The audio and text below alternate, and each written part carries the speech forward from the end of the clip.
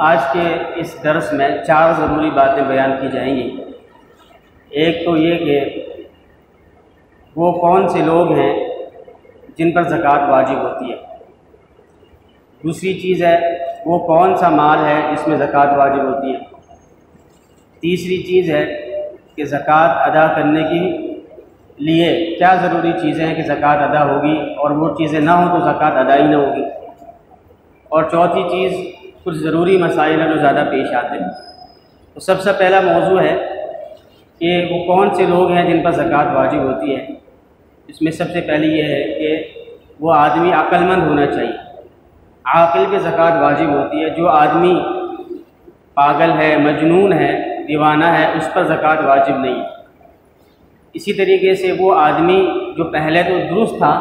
لیکن زیادہ عمر ہونے کی وجہ سے اس کے ذہن نے کام کرنا چھوڑ دیا ہے، یا کوئی ایسا مرض ہو گیا جس کی وجہ سے اس کا اب دماغ کام نہیں کرتا، بالکل ہوش و حواس ختم ہو گئے۔ تو اس کے بارے میں تفصیل ہے کہ 2 صورتیں ہیں۔ پہلی صورت تو یہ ہے کہ یہ پورا کا پورا سال مکمل طور پر اس کے ہوش و حواس غائب رہتے ہیں، یعنی کہ بالکل ہی ایسا ہو گیا ہے کہ بالکل ہوش و حواس نہیں ہے اس کی، پورا سال یہی کیفیت رہتی ہے، تو پھر تو زکوٰۃ واجب نہیں ہوگی۔ اسی لیے کہ ایسے آدمی پر نماز بھی فرض نہیں ہے، ایسے آدمی پر نماز بھی فرض نہیں ہے، اس لیے کہ اس کی ہوش و حواس ہی نہیں ہے تو زکوٰۃ بھی فرض نہیں ہے۔ لیکن اگر یہ آدمی ایسا ہو کہ سال کے کچھ وقت میں کسی نہ کسی وقت میں اس کو ہوش آ جاتا ہے، ٹھیک ہو جاتا ہے، اور کچھ وقت میں پاگل سا ہو جاتا ہے، ہوش و حواس غائب ہو جاتے ہیں، تو اس صورت میں اس پر زکوٰۃ واجب ہوگی۔ اور نماز کا بھی یہی حکم ہے کہ جس عرصے میں اس کا ذہن ٹھیک ہو تو اس عرصے میں نماز فرض ہوگی، اور جس عرصے میں ذہن ٹھیک نہ ہو، دماغ کام نہ کرتا ہو، تو نماز فرض نہیں ہوگی۔ لیکن زکوٰۃ میں یہ حکم ہے کہ اگر سال کا تھوڑا بہت حصہ بھی اگر وہ ٹھیک رہتا ہے تو پورے سال کی زکوٰۃ واجب ہو۔ دوسری چیز ہے کہ بالغ ہو، بالغ پہ زکوٰۃ واجب ہوتی ہے، نابالغ پہ زکوٰۃ واجب نہیں ہوتی۔ جیسے نابالغ بچیوں کو عیدی ملتی ہے، یا جب بچے پیدا ہوتے ہیں یا عقیقہ ہوتا ہے تو ان کو تحفے تحائف ملتے ہیں، پیسے ملتے ہیں، یا والدین ان کو زیورات دے دیتے ہیں، تو جب تک وہ نابالغ ہیں ان پہ زکوٰۃ واجب نہیں ہے۔ نہ والدین پہ زکوٰۃ واجب ہے، نہ ان بچوں پہ واجب ہے۔ جب بالغ ہو جائیں گے تو بالغ ہونے کے بعد زکوٰۃ واجب ہوگی، اور وہ ان بچوں پر ہوگی جو بالغ ہوئے ہیں، ان کے والدین پہ نہیں ہوگی بلکہ ان بچوں پر ہی زکوٰۃ واجب ہوگی۔ تیسری چیز ہے کہ مسلمان ہو۔ ظاہر ہے نماز، زکوٰۃ، جتنے بھی عبادتیں ہیں وہ مسلمانوں پہ فرض ہیں، کافر پہ زکوٰۃ واجب نہیں ہے۔ البتہ اگر ایک کافر ایک عرصے تک کافر رہا پھر بعد میں مسلمان ہو گیا، تو جس عرصے میں وہ کافر رہا ہے جتنا عرصہ، تو اس زمانے کی زکوٰۃ واجب نہیں ہوگی، بلکہ جب سے مسلمان ہوا ہے اس کے بعد سے سال گزرنے پر زکوٰۃ واجب ہوگی۔ تو یہ 3 وہ لوگ ہیں جن پر زکوٰۃ واجب ہوتی ہے، عاقل ہو، بالغ ہو، مسلمان۔ دوسرا موضوع شروع کرتے ہیں۔ دوسرا موضوع ہے کہ وہ کون سا مال ہے جس پہ زکوٰۃ واجب ہوتی ہے۔ تو اس میں 5 باتیں سمجھنے کی ہے۔ پہلی بات یہ ہے کہ وہ مال ایسا ہو جو جس کو شریعت نے تسلیم یہ کیا ہو کہ یہ مال بڑھنے والا مال ہے، وہ مال جو بڑھنے والا ہے۔ سونا چاندی یہ ایسا مال ہے کہ جو شریعت کی نظر میں بڑھنے والا ہے، چاہے ہمیں نظر آتا ہو یا نہ آتا ہو، اور ویسے بھی ہمیں نظر آ بھی رہا ہوتا ہے کہ اس کی ریٹ بڑھتے رہتے ہیں سونے چاندی کے، تو یہ بڑھنے والا مال ہے۔ تو سونے چاندی پہ ہر حال میں زکوٰۃ واجب ہے، چاہے وہ استعمال میں ہو، چاہے لاکر میں رکھا ہوا ہو، چاہے جو ہے وہ کسی بھی صورت میں ہو، کسی بھی شکل میں ہو۔ حتیٰ کہ یہ جو وائٹ گولڈ ہوتا ہے، وائٹ گولڈ جس میں پلاٹینیم شامل کر لیتے ہیں، سونے کے اندر پلاٹینیم ایک دھات ہے وہ شامل کر لیتے ہیں جس کی وجہ سے وہ سفید ہو جاتا ہے، تو اس کا بھی یہی حکم ہے کہ اس پہ بھی زکوٰۃ واجب ہوگی، چاہے وہ جس شکل میں ہو، جس مقصد کے لیے رکھا ہوا ہو، اس پر زکوٰۃ واجب ہوگی۔ چاندی کا بھی یہی حکم ہے۔ روپیہ پیسہ ہے تو اس کو بھی شریعت نے بڑھنے والا تصور کیا ہے، اور اس پر بھی ہر حال میں زکوٰۃ واجب ہوگی، چاہے وہ استعمال کے لیے پیسے رکھے ہوئے ہوں، یا ایسے ہی رکھے ہوئے ہوں، بینک میں رکھے ہوئے ہوں، یا امانتاً کہیں رکھوائے ہوئے ہوں، یا کچھ اس سے کوئی ایسی چیز خرید لی ہو، بانڈ وغیرہ، ہر حال میں زکوٰۃ واجب ہوگی۔ اسی طریقے سے مال تجارت کا مقصد ہی کیا ہوتا ہے؟ اس سے پیسہ کمانا، پیسے ڈال کے پیسہ کھینچنا، پیسہ زیادہ حاصل کرنا۔ تو مال تجارت جو ہوتا ہے دکان کا سامان، اور تو یہ ہوتا ہی اس لیے بڑھنے کے لیے، اس پہ بھی زکوٰۃ واجب ہے۔ اس کے علاوہ جانور ہوتے ہیں، ان پہ زکوٰۃ واجب ہوتی ہے مخصوص مقدار میں پہنچنے کے بعد، اور کھیتی باڑی پہ زکوٰۃ واجب ہوتی ہے۔ لیکن جیسے کہ میں نے عرض کیا تھا، شہروں میں یہی 4 چیزیں ہوتی ہیں: سونا، چاندی، نقدی اور مال تجارت، اس لیے ان کو مال نامی یعنی بڑھنے والا مال شمار کیا جائے۔ لہٰذا وہ مال جو ان میں شامل نہ ہو تو اس پہ زکوٰۃ بھی واجب نہیں ہوگی۔ جیسے استعمال کے کپڑے، گھر کا ساز و سامان، فرنیچر، صوفہ، قالین، یہ استعمال کی چیزیں، ضرورت کی چیزیں، حتیٰ کہ وہ استعمال کی چیزیں اور وہ سامان جو استعمال ہوتا نہ بھی ہو تو بھی زکوٰۃ واجب نہیں ہوگی۔ جیسے ایک آدمی کے گھر میں وہ شادی ہوئی تو اس میں برتن کافی زیادہ آ گئے، بہت زیادہ برتن آ گئے، لیکن وہ استعمال ہی نہیں ہو رہے، سال ہر سال گزر گئے لیکن استعمال نہیں ہوئے، اس پہ بھی زکوٰۃ واجب نہیں ہے، اس پہ زکوٰۃ واجب نہیں ہے۔ تو جتنا بھی ضرورت سے زائد سامان ہو یا ضرورت کا سامان، ضرورت کا ہو یا ضرورت کے بغیر کا سامان ہو، جو ان 4 چیزوں میں شامل نہ ہو، نہ سونا، نہ چاندی، نہ مال تجارت، نہ نقدی، تو اس پہ زکوٰۃ واجب نہیں ہوتی۔ اسی طریقے سے وہ مال جو سونے کی صورت میں تھا، چاندی کی صورت میں تھا، مال تجارت کی صورت میں تھا یا نقدی کی صورت میں تھا، لیکن وہ گم ہو گیا ہے، سونا گم ہو گیا، چاندی گم ہو گئی، روپیہ پیسہ کہیں رکھا تھا لیکن وہ غائب ہو گیا، مل ہی نہیں رہا، یا کسی کو قرضے میں دیا تھا اور واپس دے ہی نہیں رہا وہ بندہ، اور ملنے کی امید بھی نہیں ہے۔ سونا، چاندی، نقدی کسی کو قرضے میں دیا، وہ ملنے کی امید ہی نہیں، یا پھر آپ نے کسی کو مال بیچا، وہ اگلا بندہ پیمنٹ ہی نہیں کر رہا اس کی، اور آپ کو امید بھی نہیں ہے کہ پیمنٹ کرے، اس کو کہتے ہیں مال زمار۔ شریعت میں اس کو مال زمار کہا جاتا ہے، ایسا مال جس کی ملنے کی امید نہ ہو۔ تو حدیث میں آتا ہے کہ مال زمار میں زکوٰۃ واجب نہیں ہے۔ تو ایسے اموال جو آپ کے سونا، چاندی، نقدی، مال تجارت ہے لیکن وہ بالکل گم ہو گئے، لاپتہ ہو گئے، سمندر میں ڈوب گئے، یا آپ اس کو کہیں دبایا تھا، اس کو جگہ نہ ملی کہاں دبایا تھا، تو ایسے اموال کی زکوٰۃ واجب نہیں ہے، اس لیے کہ وہ آپ کے ہاتھ میں ہی نہیں ہے، اس میں بڑھنے کا کوئی امکان ہی نہیں ہے، وہ تو غائب ہو گیا۔ دوسری جو شرط ہے وہ یہ ہے مال کے حوالے سے کہ وہ مال نصاب کے بقدر ہو، نصاب سے کم ہوگا تو زکوٰۃ واجب نہیں ہوگی۔ جیسے کہ بتایا گیا تھا کہ سونا 7.5 تولہ ہو تب زکوٰۃ واجب ہوتی ہے، اس سے کم ہو تو زکوٰۃ واجب نہیں ہوتی۔ چاندی 52.5 تولہ ہو تو زکوٰۃ واجب ہوتی ہے، اس سے کم ہو تو واجب نہیں ہوتی۔ نقدی اور مال تجارت، اس میں بھی یہی فارمولہ ہے کہ وہ 52.5 تولہ چاندی کی قیمت کے برابر، مثلاً 52.5 تولہ چاندی کی قیمت ابھی 45 سے 50 ہزار کے درمیان ہے، ابھی 2020 کی ابھی جو کہ ریٹ ہے مارکیٹ کے ریٹ اپریل کے، تو اس کے مطابق جو ہے وہ 45، 47، 50 یہ ریٹ بن رہے ہیں اس کے۔ تو کسی کے پاس اگر اتنا روپیہ پیسہ ہے تو پھر تو اور بقیہ شرائط بھی پائی جاتی ہیں، پھر زکوٰۃ واجب ہوگی۔ اس سے کم ہے، کسی کے پاس صرف 40,000 ہے، صرف 35,000 ہے، صرف 30,000، 25,000، 20,000، 10,000 تو زکوٰۃ واجب نہیں۔ ہاں، سونے میں یہ مسئلہ یاد رکھیں کہ اگر کسی کے پاس سونا 7.5 تولہ ہو تو زکوٰۃ واجب ہوتی ہے، لیکن کسی کے پاس صرف 1 تولہ سونا ہے یا آدھا تولہ سونا ہے، لیکن ساتھ میں کچھ چاندی ہے یا ساتھ میں کچھ روپیہ ہے، ساتھ میں کچھ مال تجارت ہے، مطلب کوئی 2 چیزیں، کوئی 3، کوئی 4 چیزیں، تو اس صورت میں بھی پھر سونے کا نصاب نہیں دیکھا جائے گا بلکہ وہ کنورٹ ہو جائے گا چاندی کے نصاب۔ اب اس میں پھر 52.5 تولہ چاندی کو دیکھا جائے گا، 7.5 تولہ کو نہیں دیکھا جائے گا۔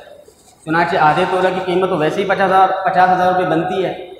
کسی آدمی کے پاس، کسی عورت یا مرد کے پاس منگنی ہوئی، شادی ہوئی،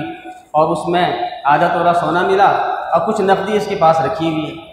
کچھ دکان کا سامان رکھا ہوا ہے، اور سال گزر گیا اور دیگر شرائط موجود ہے، زکوٰۃ واجب ہو گئی۔ تیسری چیز ہے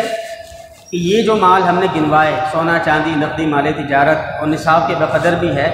لیکن اس کی جو ملکیت ہے وہ ملکیت مکمل طور پر ہونی چاہیے، ادھوری ملکیت نہیں ہونی چاہیے۔ کیا مطلب؟ اس کو مثال سے سمجھیں، جیسے میراث کا مال ہے،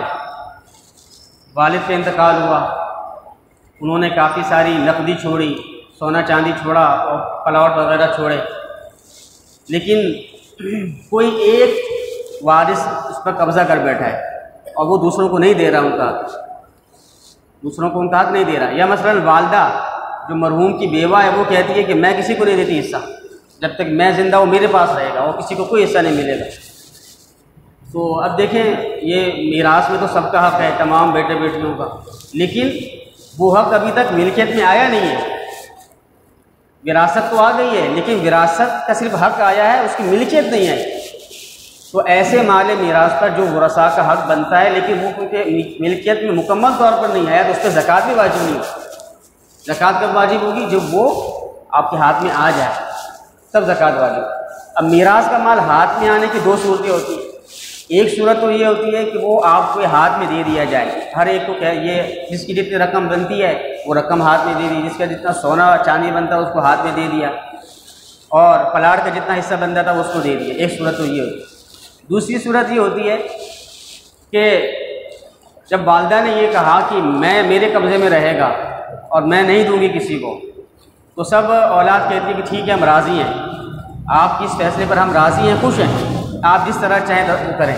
ہم آپ کے اس فیصلے پر راضی ہیں۔ یا مثلا والد نے جب انتقال ہوا تو کوئی دکان چھوڑی، کوئی کاروبار چھوڑا،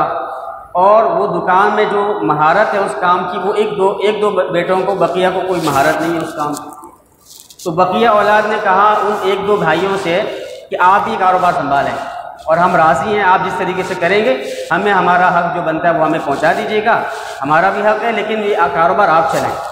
تو آپ دیکھیں یہ میراث تقسیم تو نہیں ہوئی لیکن وہ جو دوسرے ورثاء راضی بھی ہیں، اس پر تقسیم نہ ہونے پر راضی بھی ہیں، تو گویا کہ وہ یہ بھی قبضہ شمار کیا جائے اور یہ سمجھا جائے گا کہ اس نے ملکیت مکمل طور پر حاصل کر لی ہے، لہذا زکوٰۃ واجب ہو جائے گی۔ اب زکوٰۃ واجب ہو جائے گی۔ پہلی صورت جس میں زکوٰۃ واجب نہیں ہو رہی تھی وہ کون سی صورت تھی؟ جس میں مثلا وہ ایک غاصب ہو کے بیٹھ گیا ہے، وہ دے نہیں رہا، دوسرے راضی بھی نہیں ہے، دوسرے کہہ رہے ہمیں ہمارا حق دو، آپ ہمارے حق پہ غاصب ہو کے بیٹھ گئے ہو، ہمیں ہمارا حق دو، وہ نہیں دے رہا، تو وہاں پہ اس پہلی صورت میں کیونکہ ملکیت اس کی ادھوری ہے اس لیے زکوٰۃ واجب نہیں ہوتی۔ یا ایک اور مثال ہے کہ عورت کو کہا کہ مہر ملے گا آپ کو 50,000 روپے، لیکن وہ مہر ادھار ہے، جیسے کہ دوسری قوموں میں ہوتا ہے کہ مہر لکھواتے ہیں بڑا مہنگا، وہ 5-5 لاکھ مہر لکھواتے ہیں لیکن دیتے ہوئے تو کچھ بھی نہیں، تو ایسے مہر کا کیا فائدہ؟ وہ جب مراتے وقت وہ معاف کرواتے ہیں یا پھر اس وقت دیتے ہیں، تو اب ایسے مہر پہ بھی کوئی زکوٰۃ واجب نہیں ہوتی ہے، تو اس کا حق لیکن اس کو ملا کہاں ہے؟ اس کے ہاتھ میں ہی نہیں ہے، اس کی ملکیت ادھوری ملکیت ہے، تو اس پہ بھی زکوٰۃ واجب نہیں ہے۔ اور چوتھی شرط یہ ہے اس مال کے حوالے سے کہ اس پہ سال گزر چکا ہو۔ سال گزرنے سے پہلے مثال کے طور پر ایک آدمی زکوٰۃ کی نصاب کا مالک کب بنتا ہے؟ یا تو شادی کے وقت بنتا ہے جب زیورات وغیرہ آتے ہیں، کافی سارے لفافے آ گئے، یا عورت کو شادی میں کافی سارے زیورات ملتے ہیں، منگنی ہوتی ہے تو زیورات مل جاتے ہیں، کسی نے کاروبار شروع کیا تو کاروبار میں ترقی ہو گئی تو وہ صاحب نصاب بن جاتا ہے، یا کوئی مال میراث آ گیا اور تقسیم ہو گیا تو اب وہ صاحب نصاب ہو گیا، تو ان نوکری لگ گئی تو تنخواہ بڑی آ رہی ہے تو وہ صاحب نصاب بن گیا۔ تو اب جتنے بھی مواقع ہیں جس تاریخ کو نصاب کا مالک بنا ہے اس کو یاد رکھنا ضروری ہے۔ عموماً لوگ اس میں بہت کوتاہی کرتے ہیں کہ وہ صاحب نصاب ہونے کی تاریخ کو یاد ہی نہیں رکھتے، تو جس وقت وہ شادی ہوئی، جس وقت منگنی ہوئی، جس وقت نصاب کا مالک بنا اس تاریخ کو یاد رکھیں، اسلامی تاریخ، اسلامی، انگریزی نہیں، اسلامی تاریخ۔ اور پھر مثال کے طور پر 1 لاکھ روپے کا سونا آ گیا، 1 لاکھ روپے کی تنخواہ آ گئی، اب وہ جیسے 1 لاکھ روپے کی تنخواہ آئی، 1 لاکھ کا سونا آیا، اب یہ صاحب نصاب ہو گیا، صاحب نصاب ہو گیا، لیکن زکوٰۃ ابھی واجب نہیں ہوگی، زکوٰۃ واجب ہوگی پورے 1 سال گزرنے کے بعد۔ مثلا اگر یکم رمضان کو یہ زیورات آئے، یکم رمضان کو پہلی تنخواہ آئی 50,000 روپے، صاحب نصاب ہو گیا، تو اب اگلے یکم رمضان کو اسی وقت مثلا دن کے 12 بجے تنخواہ ملی تھی اس کو یکم رمضان کے، تو اگلے پورا سال ہونے کے بعد 11:59 پہ، 12 بجنے سے 1 منٹ پہلے کم، اس وقت سال اس کا پورا ہوگا، اس وقت سال پورا ہوگا، اس وقت بھی اگر اس کے پاس وہ 50,000 روپے یا وہ 1 لاکھ باقی ہیں تو اس پر زکوٰۃ واجب ہوگی، بلکہ اگر وہ تنخواہ بڑھتے وہ بچت بڑھتے 10 لاکھ 20 لاکھ ہو گئے، یعنی جب پہلا نصاب بنا تو 50,000 تھے، لیکن وہ بڑھتے پورے 1 سال میں مزید تنخواہیں آ گئی، مزید پیسے آ گئے، مزید کاروبار نے ترقی کی،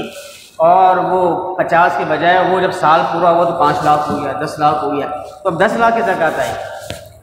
10 لاکھ کی زکوٰۃ آئی۔ لیکن اگر کسی کا نصاب وہ کم ہو گیا، یعنی کہ اگلے یکم رمضان کو بجائے 50,000 کے وہ 40,000 ہو گئے، 35,000 ہو گئے، 20,000 ہو گئے، تو ابھی اس پر زکوٰۃ واجب نہیں ہے۔ صاحب نصاب تو ہے یہ، لیکن زکوٰۃ واجب نہیں ہوئی۔ زکوٰۃ کب واجب ہوگی؟ مثلا اگلے سال 2 سال بعد اگر دوبارہ اسی یکم رمضان کو 50,000 روپے ہیں یا 60,000 روپے ہیں تو پھر زکوٰۃ واجب ہوگی اگلے سال، اس لیے کہ نصاب مکمل طور پر ختم نہیں ہوا تھا۔ لیکن اگر نصاب مکمل طور پہ ختم ہو گیا، جیسے یکم رمضان کو اس سال میں 50,000 روپے آئے اور اگلے یکم رمضان کو وہ 50,000 روپے بالکل بھی ختم ہو گئے، یعنی 1 روپیہ بھی باقی نہیں رہا اس کا، یا تو بالکل ہی ختم ہو گیا یا مثلا قرضہ چڑھ گیا، 50,000 روپے اس کے پاس ہیں اور ایک قرضہ بھی 50,000 روپے ہو گیا، تو اس قرضے نے اس 50,000 روپے کو بالکل ختم کر دیا، تو یہ 0 پہ آ گیا، تو اب یہ صاحب نصاب نہیں رہا اور اس کے نصاب کی تاریخ بھی ختم ہو گئی۔ اب یکم رمضان اس کی تاریخ نہیں رہی نصاب، بلکہ آئندہ جب کبھی وہ دوبارہ اگر اللہ کا کرنا ہوا اور پیسے زیادہ آ گئے 50، 60 یا 1 لاکھ، تو اب جس تاریخ وہ 1 لاکھ روپے یا 60,000 روپے یا نصاب کے برابر پیسہ آیا، مثلا 2 مہینے بعد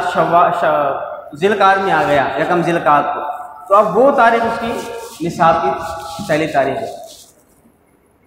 یہ مسئلہ تھوڑا سا باریک سا ہے، سمجھ میں نہ آئے تو پوچھ بھی سکتے۔ بہرحال ابھی ہمارے پاس وقت مختصر ہے، اور 5ویں چیز اور آخری چیز اس دوسرے موضوع کے حوالے سے کہ قرضوں کے علاوہ ہو، یعنی یہ جتنی بھی چیزیں ہیں کہ بڑھنے والا مال ہو، نصاب کے بقدر ہو اور مکمل ملکیت ہو اور سال بھی گزر گیا ہو، یہ چاروں شرطوں کے ساتھ ساتھ 5ویں شرط یہ ہے کہ قرضہ بھی نہ ہو۔ قرضوں کو اگر قرضہ ہے تو قرضوں کو ہٹانے کے بعد بھی نصاب کے برابر بچتا ہو۔ مثال کے طور پر ایک آدمی کے پاس 10 لاکھ روپے ہیں لیکن قرضہ بھی 10 لاکھ روپے ہے، جب سال گزرنے کی تاریخ آئی تو 10 لاکھ روپے موجود بھی ہے اور 10 لاکھ روپے قرضہ بھی ہے، تو زکوٰۃ بالکل بھی واجب نہیں ہوگی، بلکہ یہ صاحب نصاب بھی نہیں رہا، اس لیے کہ وہ جو 10 لاکھ روپے اس کو 0 کر دیا اس 10 لاکھ روپے قرضے نے۔ ہاں اگر 10 لاکھ روپے ہے اور قرضہ 5 لاکھ روپے ہے تو اب اس کی اصل اماؤنٹ کتنی ہو گئی؟ 5 لاکھ، اس 5 لاکھ روپے میں زکوٰۃ دے گا ان قرضوں کو ہٹانے کے بعد۔ تو یہ 5 چیزیں تھیں مال سے متعلق کہ کس طرح کے مال پہ زکوٰۃ واجب ہوتی ہے۔ اس میں یہ 5 چیزیں سمجھنا ضروری ہے کہ وہ بڑھنے والا مال ہو، نصاب کے بقدر ہو، مکمل ملکیت میں آ گیا ہو، سال گزر گیا ہو اور قرضوں کو ہٹا بھی دیا گیا ہو۔ تیسرا موضوع ہم شروع کرتے ہیں جس میں کہ زکوٰۃ جب ہم ادا کرتے ہیں تو اس میں کون سی 3 چیزیں ہیں جس کا خیال رکھنا ضروری ہے۔ جب ایک انسان زکوٰۃ دے رہا ہو تو پہلے تو وہ نیت کرے کہ میں زکوٰۃ دے رہا ہوں، زکوٰۃ دے رہا ہوں۔ بعض لوگ کیا کرتے ہیں کہ دے دیتے ہیں، اصلا کسی کو راشن دے دیا، جس وقت راشن دے رہا تھا اس وقت کوئی نیت نہیں تھی یا ایسے اللہ واسطے کی نیت تھی، اور جب وہ لے کے جا رہا ہے یا اس کے بعد نیت یہ ہو گئی کہ ہاں مجھے زکوٰۃ کی نیت کرنی چاہیے تھی، چلو زکوٰۃ میری ادا ہو جاتی، تو کیا زکوٰۃ ادا ہوگی کہ نہیں ہوگی؟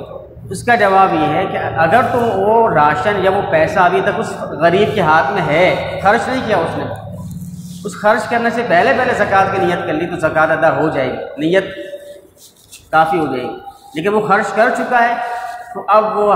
تیر وہ جو ہے وہ ہاتھ سے نکل گیا ہے، اب وہ نیت نہیں کر سکتا۔ تو یہ پہلی شرط ہے کہ جس وقت وہ دے رہا ہو اس وقت زکوٰۃ کی نیت ہو، یا جس وقت پیسوں کا حساب کتاب کر کے پیسے الگ کر رہا تھا کہ یہ زکوٰۃ کے پیسے ہیں، یہ زکوٰۃ کے پیسے میں الگ کر رہا ہوں، اس وقت نیت ہو، ادا کرتے وقت نیت ہو یا پیسوں کو الگ کرتے وقت نیت ہو۔ دوسری چیز یہ ہے کہ یہ جو زکوٰۃ دینے والا ہے کسی مستحق کے زکوٰۃ کو دے۔ اب مستحق زکوٰۃ کون ہوتا ہے؟ آپ کو بتایا بھی گیا تھا کہ وہ فقیر ہو، مسکین ہو، یا وہ جو ہے وہ نو مسلم ہو جو غریب بھی ہو، یا وہ مقروض ہے، یا کوئی مسافر ہے جس کے پاس پیسہ نہیں ہے، کوئی اللہ کے راستے میں ہے جس کے پاس پیسہ ختم ہو گیا ہے، کوئی محتاج ہے وغیرہ۔ اور تیسری چیز یہ ہے کہ وہ مالک بنا کے دے۔ مالک بنانے کا مطلب کیا ہے وہ اس جمعے کو مکمل تفصیل سے بتا دیا گیا تھا کہ تملیک کا کیا مطلب ہوتا ہے۔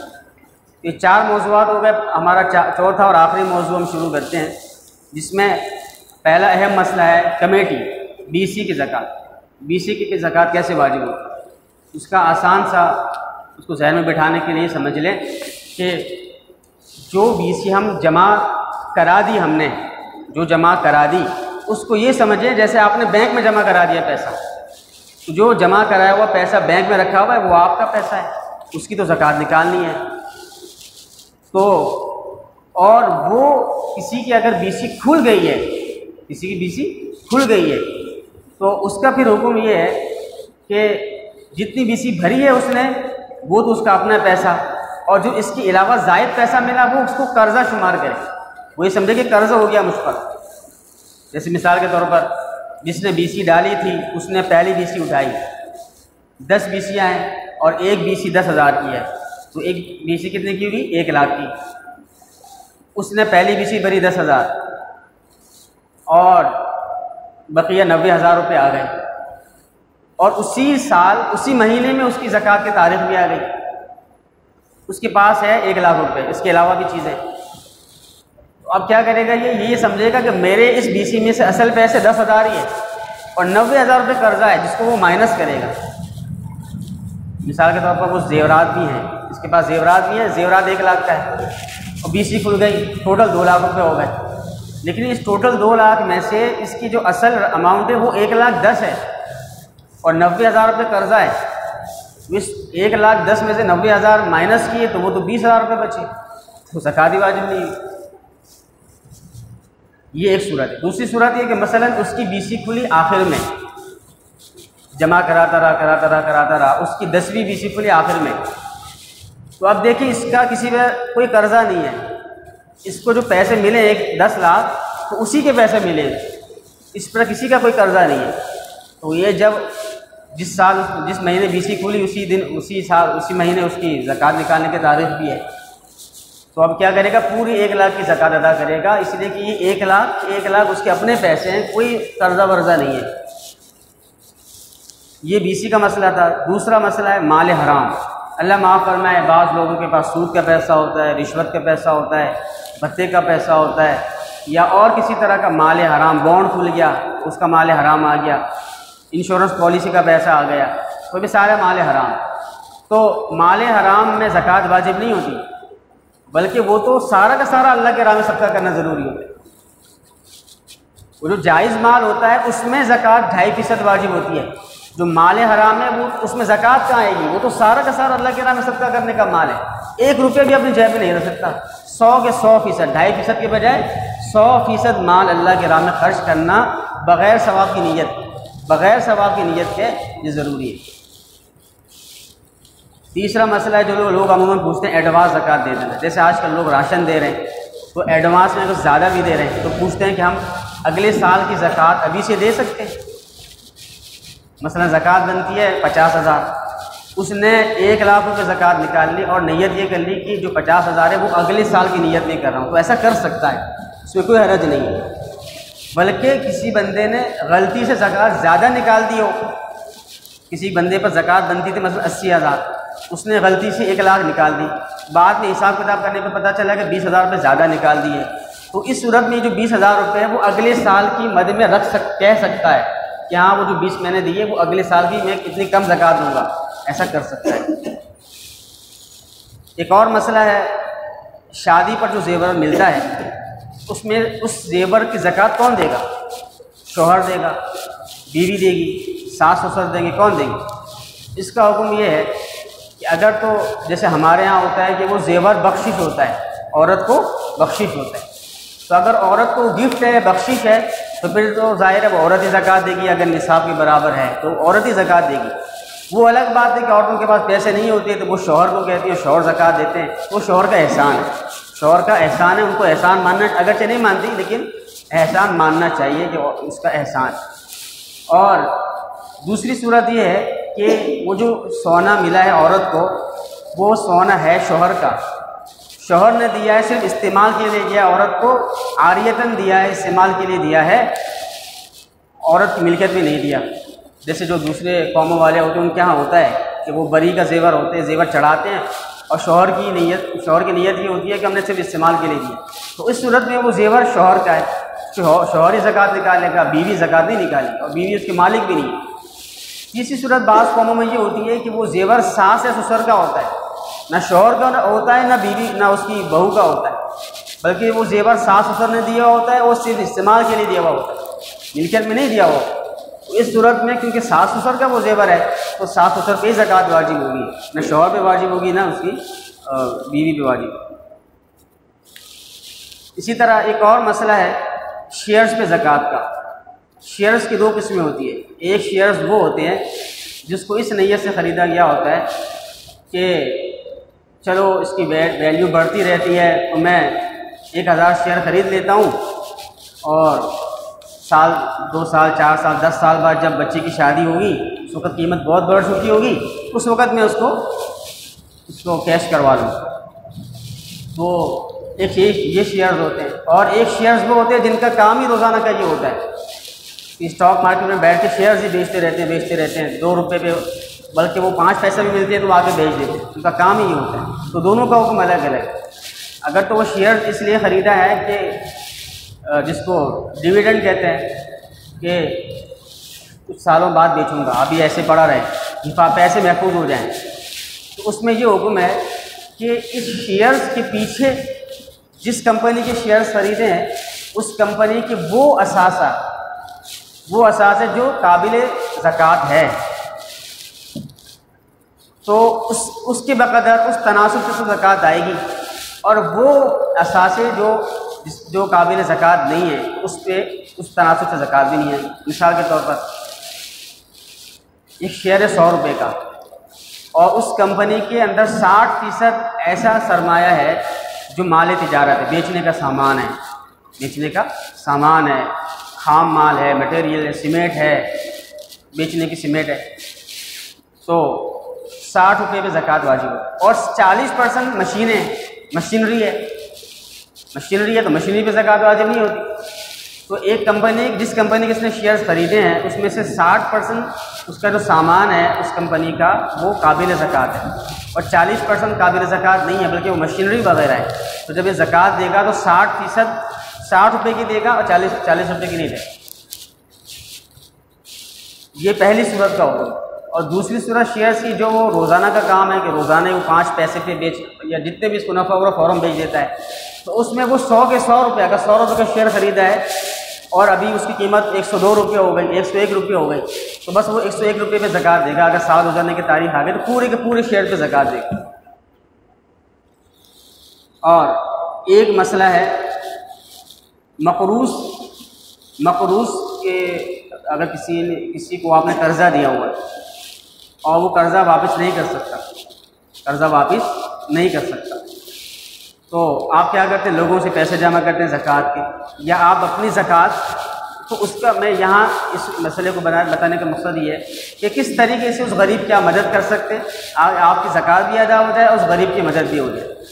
تو اس کا ایک طریقہ یہ ہے کہ آپ لوگوں سے زکوٰۃ جمع کریں، یا خود اپنی زکوٰۃ اگر آپ کی زیادہ، مثلاً آپ کی زکوٰۃ بن رہی ہے 1 لاکھ روپے اور وہ مقروض بھی 1 لاکھ روپے کا ہے، تو آپ اس بندے کو 1 لاکھ روپے دے دیں، اور 1 لاکھ روپے دینے کے بعد اسی مجلس میں اس سے لے لیں، اور اگر نہیں دیتا ہے تو زبردستی بھی لے سکتے ہیں، نہیں دیتا ہے تو زبردستی بھی دے سکتے ہیں۔ تو یہ طریقہ ہے کہ زکوٰۃ بھی ادا ہو جائے گی اور آپ کا قرضہ بھی آپ وصول کر لیں گے۔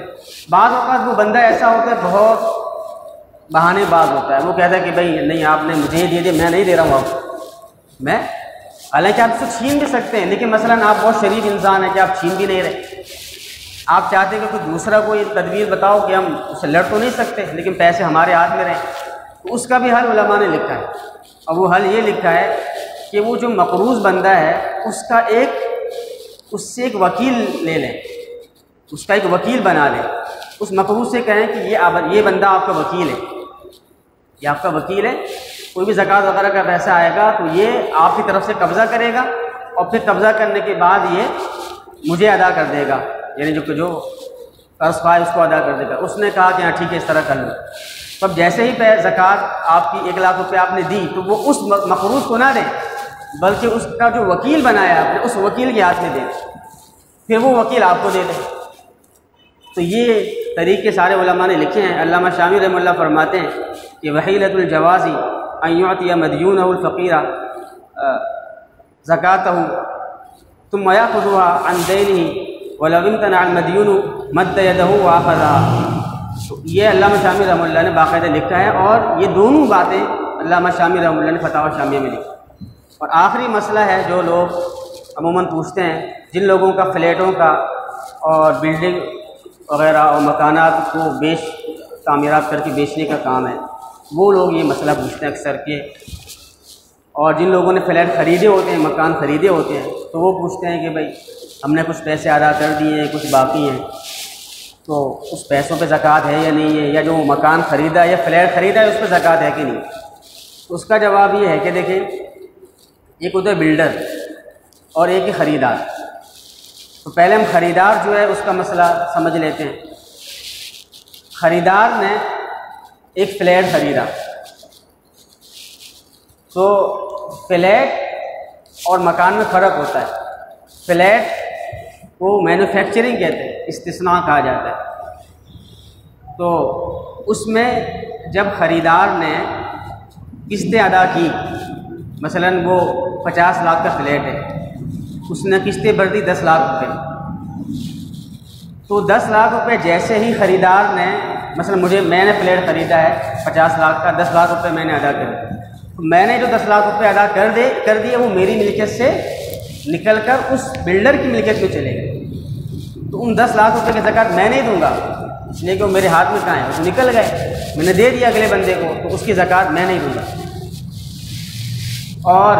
جہاں تک وہ جو فلیٹ ہے اس کا حکم یہ ہے کہ جب تک قبضے میں نہیں آیا اس وقت تک اس کی زکوٰۃ بھی واجب نہیں ہے، جب تک وہ فلیٹ قبضے میں نہیں آیا ہے، اس لیے کہ وہ فلیٹ ہے، وہ مکان نہیں ہے، فلیٹ کا حکم الگ ہوتا ہے۔ جب تک قبضے میں پوزیشن نہیں ملی اس کی، اس وقت تک اس کی زکوٰۃ بھی واجب نہیں ہے۔ جب اس کی پوزیشن مل جائے گی، قبضہ مل جائے گا، مجھے قبضہ مل گیا، اس کے بعد میری نیت دیکھی جائے گی کہ میری نیت کیا ہے۔ اگر تو میری نیت یہ ہے کہ میں اس کو کسی کو بیچوں گا اور میں خود بھی مکان کی فروخت کا کام کرتا ہوں، تو اگر میں نے اس نیت سے خریدا ہے کہ میں خرید کے آگے بیچ دوں گا، تو پھر یہ میرے لیے مال تجارت ہو گیا، مال تجارت ہو گیا۔ اور اگر اس کی قیمت بڑھ کے 60 لاکھ ہو گئی تو اب 60 لاکھ کی زکوٰۃ دوں گا، اس لیے کہ مال تجارت ہے، یہ فلیٹ بیچنے کا ہے۔ لیکن اگر میری نیت ہے کہ میں خود رہائش کروں گا یا اس کو کرایہ پہ چڑھا دوں گا، یا کوئی نیت نہیں ہے، کوئی سرے سے نیت ہی نہیں ہے کہ کیا کرنا ہے، تو ایسی صورت میں اس کی کوئی زکوٰۃ واجب نہیں ہے، اس فلیٹ کی زکوٰۃ واجب نہیں ہے، اس لیے کہ مال تجارت نہیں بنا۔ اچھا، اور دوسری صورت ہے اسی خریدار کی وہ قسطیں جو اس نے ابھی تک ادا نہیں کی، اس کا کیا حکم ہے؟ اس کی بھی وہی دو صورتیں ہیں کہ یا تو اس کو پوزیشن ملی ہے یا پوزیشن نہیں ملی۔ اگر پوزیشن مل گئی ہے، قبضہ مل گیا ہے، قبضہ نہیں ملا ہے، تو اس صورت میں یہ ابھی گویا کہ وہ جو بلڈر ہے اس سے اس نے ایک ٹھیکیداری کا معاہدہ کیا ہے کہ میں آپ کو پیسے دیتا رہوں گا، آپ اس کو بنا کے مجھے دینا ہے۔ تو جیسے جیسے وہ بناتا جائے گا تو ویسے ویسے اس کی اجرت واجب ہوتی جائے گی۔ جتنی قسطیں واجب ہو جائیں گی اس پر اتنا مجھ پہ قرض ہو جائے گا، اس کی زکوٰۃ واجب نہیں ہوگی اور بقیہ کی زکوٰۃ واجب ہوگی۔ جو بلڈر کے حوالے سے مسئلہ ہے وہ یہ ہے کہ کیونکہ بلڈر کا تو کام ہی یہ ہے کہ وہ تجارت کرتا ہے، تو اس کے پاس جو پیسے لوگوں کے آ گئے، جو پیسہ وصول کر لیا، اس کی بھی وہ زکوٰۃ دے گا، اور جو فلیٹ وہ بنا رہا ہے، حتیٰ کہ وہ جو سریا وغیرہ سیمنٹ پڑا ہوا ہے، تو اس کی بھی وہ زکوٰۃ دے گا، اس لیے کہ سارا بیچنے کے لیے، اس لیے سب کی زکوٰۃ دے گا۔ اور جہاں تک وہ قسطیں ہیں جو ابھی تک اس بلڈر نے وصول نہیں کی، تو ان کی زکوٰۃ دے گا کہ نہیں دے گا؟ تو اس کا حکم یہ ہے کہ اس دو صورتیں، یا تو اس نے قبضہ دیا ہوگا یا قبضہ نہیں دیا ہوگا۔ اگر تو اس نے قبضہ ابھی تک نہیں دیا ہے، تو جتنی قسطیں اس نے وصول کرنی ہے لوگوں سے، وہ اس کا دین ضعیف ہے، مطلب اس نے لوگوں سے اپنی اجرتیں وصول کرنی ہے، تو جب وہ اجرت ہاتھ میں آئے گی اس وقت زکوٰۃ آئے گی۔ پچھلے سالوں کی زکوٰۃ نہیں آئے گی، بلکہ اب سے زکوٰۃ آئے گی جب ہاتھ میں آئی، اس سے پہلے کی زکوٰۃ نہیں آئی۔ لیکن اگر دوسری صورت ہوگی کہ اس نے قبضہ دے دیا ہے، اس نے خریدار کو قبضہ دے دیا ہے، مثال کے طور پر مجھے بلڈر نے قبضہ دے دیا، حالانکہ میں نے قسطیں ادا نہیں کی تھی، تو جب اس نے مجھے قبضہ دے دیا تو اب وہ جتنی بقیہ قسطیں ہیں وہ اجرت نہیں رہی، بلکہ وہ دین بن گئی، قرضہ بن گئی، اور وہ قرضہ بھی ایسا ہے کہ جو اس بلڈر نے وصول کرنا ہے مجھ سے، تو اس لیے سارے قرضے کی وہ زکوٰۃ دے۔ بہرحال یہ کچھ مسائل تھے، اس میں بہت سے مسائل ایسے ہیں جو ممکن ہے کہ آپ کو اوپر سے گزر گئے ہوں، لیکن یہ کہ جو لوگ یہ کام کرتے ہیں ان کے لیے یہ مسائل بہت اہم ہیں اور ان کو چاہیے کہ وہ ان مسائل کے بارے میں مکمل معلومات حاصل کریں۔ دعا ہے کہ اللہ تبارک و تعالیٰ ان تمام باتوں کو سمجھنے کی توفیق عطا فرمائے۔ وآخر دعوانا الحمدللہ۔